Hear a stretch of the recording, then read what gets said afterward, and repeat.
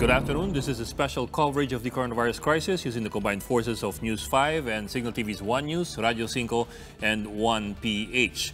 Malacanang insists that any form of influence coming from the president on the ABS-CBN franchise issue may now be taken as a form of graft. In a virtual press briefing earlier, presidential spokesman Harry Roque insisted that the president has no power over the NTC, which ordered ABS-CBN to stop operations. Some lawmakers floated the idea that the president may be able to persuade the NTC to take back the shutdown order. Roque says the president is inclined to sign the ABS-CBN franchise renewal bill unless more questions on its constitutionality arise. The DILG has announced earlier today another extension of the distribution of cash aid under the Social Amelioration Program. But local officials in Sauyo, Quezon City are still pushing to finish its final tranche of payout today. Reporting live from Quezon City, we have Patricia Mangune. Pat, anong status ng distribution dyan? Bok, halos hindi pa rin nauubos ang pila ng mga residente dito sa barangay Sauyo na lahat ay nais makuha ang kanilang 8,000 pesos na ayuda mula sa DSWD. Pero kahit na inanunsyo ang DILG sa SAP distribution, ay desidido ang barangay Sauyo na tapusin ang lahat ng mga nakaschedule na kumuha ngayong araw na ito. Higit 5,000 pang mga residente ng barangay Sauyo sa Quezon City ang nakatakdang pumila para makuha ang tig 8,000 pesos na SAP cash subsidy. Ang sistema dito sa barangay Sauyo, bawat benepisyaryo ay may designated na oras lamang para pumila batay sa kanilang SAP barcode number. Kaya magdamagan na ang pamimigay dito na target matapos hanggang alas 8 ng umaga bukas. May priority lane naman para sa mga senior citizen, PWD at mga buntis. Nagbaon na ang ilan ng pagkain para sa 1 oras na mahigit na pag-aantay sa pila habang nakabilad pa sa arawan. Samantala, 5 residente naman ng barangay Sauyo ang nagsauli ng kanilang mga SAP. Anila, nakatanggap na rin daw kasi sila ng 8,000 pesos mula sa Small Business Wage Subsidy o SWBS na ayuda naman mula sa SSS. Kaya mas mabuti na raw na maging tapat at ibalik ang nadobleng ayuda mula sa gobyerno para maibigay na lang sa mas nangangailangan. Narito ang kanilang mga pahayag. Nung nalaman ko, nakuha ko na yung sa SAP. Meron na rin naman po sa SSS, yung SBWS po. Kaya sa uli ko na lang po yung sa SAP.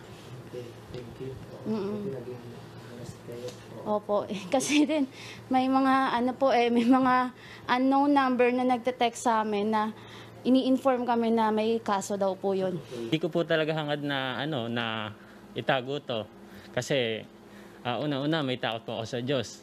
Yun po. Then consequence din po to kung hindi ko po siya isusole.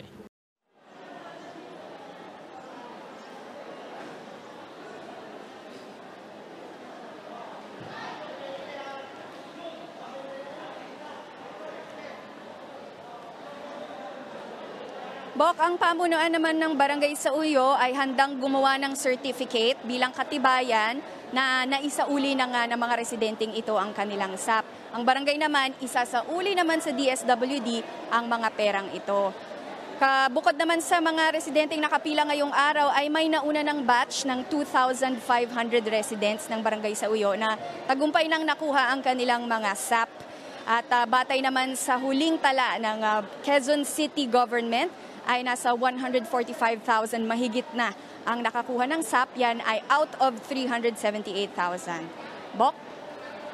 Bok, yung mga nagsoli ng kanilang SAP, yung SAP, yung 8,000, tama ba intindi ko na nakakuha sila ng text na nagsasabing dumoble yung pagbigay sa kanila kaya kailangan nilang isole yung pera?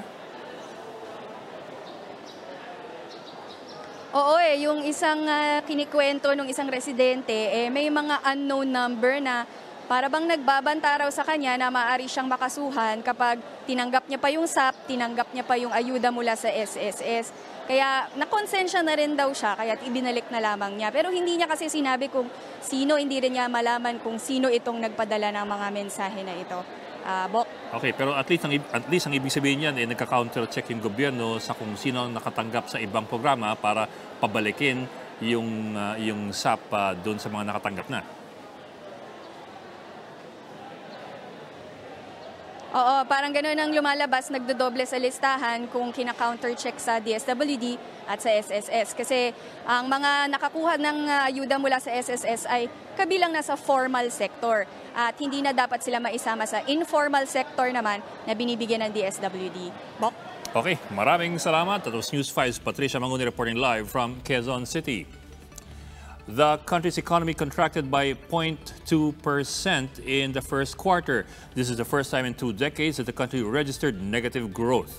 The National Economic and Development Authority, or NEDA, noted the difficult environment in the first quarter due to the pandemic.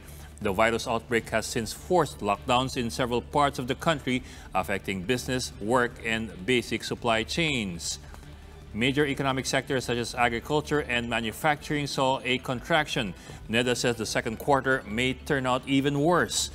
NEDA Acting Secretary Carl Kendrick Chua says the agency is preparing an economic recovery plan. This includes the resumption of priority projects under the Build, Build, Build program. Malacanang meanwhile remains confident of the country's economic status, saying economic managers remain vigilant and ready to cushion further impact from the virus outbreak.